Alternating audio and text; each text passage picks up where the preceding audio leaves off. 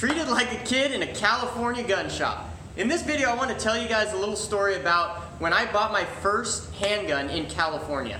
So I had been looking into getting a handgun for self-protection for quite a while, so I decided to go ahead and purchase my first one. And like I said before, I did quite a bit of research on the specific kind of gun that I wanted to purchase as my first handgun, because it was specifically for concealed carry and home defense. That was my main reason for purchasing a handgun. So I had done quite a bit of research, and we'll talk a little bit about that, the specific guns that I had in mind going into this. Now, I didn't grow up around guns. I actually, in my household growing up, we were kind of discouraged from having guns from some more things, and we'll get into that story possibly later on this channel.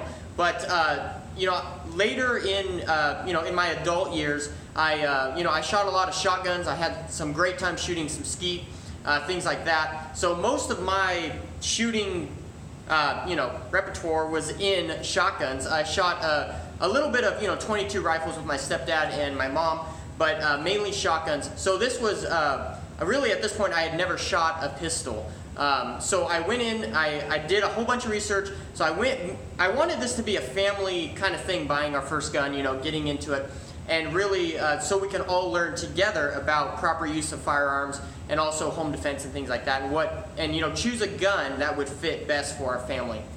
That was our thought going into it. So we decided to go to Bass Pro Shop in California, and because I had gone to a gun store before that. I didn't really like the feel of it, just because I kind of felt like I got passed over quite a few times by some of the people that worked there. No fault to them. I just maybe I was too new, looked too green. I don't know. I wasn't some old guy coming in ready to spend a whole bunch of money. But regardless to say, we ended up going to Bass Pro Shop, and it took considerably longer than I thought. I mean, I went in thinking that it would be I'd go in, choose a gun, 45 minutes tops, I'd be out of there. I think all in all, I was there for about 2.5 hours. My wife actually went across the street and shopped at Walmart while I was doing all the stuff. I'll show you the gun that I purchased a little bit later in this video, but I will tell you guys a little bit about the story. The reason why it took so long, and I don't know if you guys aren't familiar with being in California, but also some of these things stem nationwide. But you got to take a gun safety permit and get a little permit, a little fancy permit. They ask if you want to make it all fancy and stuff, but they give you a permit. If you pass this test, you got to take it right then and there. There's no studying, not really any studying required. Even me, I didn't really have a whole lot of knowledge as far as handguns go, but with kind of common sense things, you can kind of figure out what the correct answers for the tests are. So anyways, took that test, got that, and then we were probably an hour and a half into it, and I asked the seller here, I'm like, so are we about done with the paperwork? And he's like, oh no, we're just getting started. And then we had to go through and do a whole bunch of background checks and this and that, and but it was quite interesting, and it was kind of beneficial in some sense, because he took the actual gun that I ended up purchasing and showed me, what everything was, where the safeties were, how to clean it and all that. So that was kind of helpful, really not knowing anything about handguns and ever owning a handgun in the first place. He was showing me that specific handgun and how it works and things like that. So that was kind of nice. But there was a lot of stuff. I'm reminded of one thing that the Daily Shooter says, because he moved to Nevada from California. And one thing he was saying was, like, when he bought his first gun in Nevada, he feels like he bought it and then they just handed it to him. He's like, really? Like, that's it? Like, there's nothing else that we need to do? And no, they're like, well, welcome to a free state, straight out of the NRA handbook. But the biggest thing that he likened it to was, the gun laws in California, they treat you like you're a child, but the gun laws in Nevada or other places treat you like you're a grown adult. And I could definitely see that. Like, I had come into this doing a whole lot of research. I knew how to handle a gun. I knew how to, clean a gun. I knew how to, load a gun, things all like that. So there are a lot of things that, they were good in some sense, but also they were quite overkill. But I understand, yeah, gun laws are gun laws, whether you're on one side or the other. It's just kind of something we got to live with. The only way that we can, get past it is by voting them out, basically, and that's a hard road to push, especially here in California. But anyway, so I went in, I had two guns in mind. I had a Glock 43, because you got to remember, my main reason for buying a gun was for home defense and concealed carry. Now for me, for my uniform every single day, I wear a tucked in shirt, so I wanted a gun that was easily concealed under a tucked shirt that I could wear every single day. Comfortable, small. So I was looking at the Glock 43 was my first choice, right?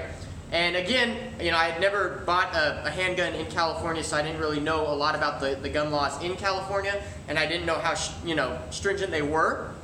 Glock 43, number one, right? If you guys know a little bit about California gun laws, you could see an issue with that. And then my second choice was the Springfield XDS, the little miniature one there. So I went in, said, "You guys have Glock 43?" He says, "Oh no, we can't sell that here in California." And I'm like, "Oh really? Like why not?" And he was explaining to me about the serial stamping law that you know, California passed this law back in the day where you know, any gun that is sold in California needs to be able to stamp the serial number of the gun on the casing of the bullet so that it can be identifiable. Obviously that technology does not exist, so any gun produced or released after that date of that law cannot legally be sold in California. Who knew? I didn't know that. So I'm like, okay, well, how about the XDS? Same story there. You can't buy that gun either. So I'm like, okay, well, what do you have that's comparable size? And this is the gun that he showed me, which is pretty cool. So this is the Smith & Wesson M&P Shield 9mm. This is the gun I went with, and specifically for, I specifically went for this because of the size. I really like this handgun because of the size. It really fits what I need it to do, and that is conceal carry underneath a tucked-in shirt. So, and so far, I'm really liking this gun. I have shot, let's see, as total probably close to 500 rounds out of the gun thus far, and I'm really liking the gun. It performs really well. I think it's going to be great for what I need it for. I've also had it a few times, you know, tucked under my shirt, and it feels really comfortable, you know, hauling all day with it, and you know, you don't even really know it's there, but obviously it is there, so that's the whole reason for it. So that is kind of my story, you know, in a nutshell about that. And then added on top of that, when I went to pick up my gun, you know, it was an 11-day waiting period for Bass Pro Shop. Typically it's a 10-day waiting period, but Bass Pro has 11 days just so they don't get in any trouble with the time or anything like that. So I go to pick the gun up, and my idea was to buy ammunition for the gun when I pick the gun up from Bass Pro Shop. So when I get there, you know, I tell them, you know, I want to buy some ammunition. We got to go through a whole bunch of paperwork still about the gun so that they can release the gun to me and, you know, show them my ID and all this and that. But then it was a whole nother process to get ammunition, because obviously it was after July 1st and that new law that they came out with that you need a background check for buying ammunition in California. So I think it was like July 23rd or something like that. So anyways, I had to go through, do a background check, pay $1, this and that. To buy ammunition. So I ended up buying, I think I bought 1,000 rounds that day, just because I'm like, if I'm going to buy some, I might as well buy, you know, more than enough. So, and I was there for about an hour and a half, hour and 45 minutes just to pick up my gun and buy ammunition, you know. And then one thing that was funny, you know, the manager of the store has to walk you out with your gun. So they won't let you just walk your gun out of the store, but they have to walk out carrying your gun and then give it to you at the door. And the guy that was because there was two of us that were waiting for a gun at that time period. So he turned back to me and he's like, "Man, this is harder than buying a car."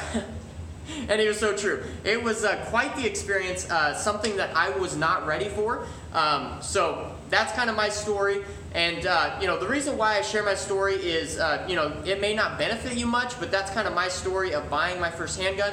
And that's kind of what this channel is going to be about, is my experience growing and learning in the whole self-defense and concealed carry movement, and also learning more about guns and how to properly shoot them, and how to, you know, how to get better at aiming and trigger control and things like that. So if you guys are interested in that, please subscribe to this channel. Also like this video and leave me a comment in the comment section below with what you guys think about the gun laws in California, and also where you are located and what the gun laws are in your area. I'm sure that you will help educate some people, because like me, I didn't really know about the gun laws, all the gun laws here in California, and I'm still learning them. They are quite interesting. So anyways, I would love to hear your thoughts and opinions. Subscribe to this channel, like this video, and leave me a comment in the comment section below, and we'll see you on the next video. Thanks for tuning in, and again, my name is Alan Lee, and have a great day.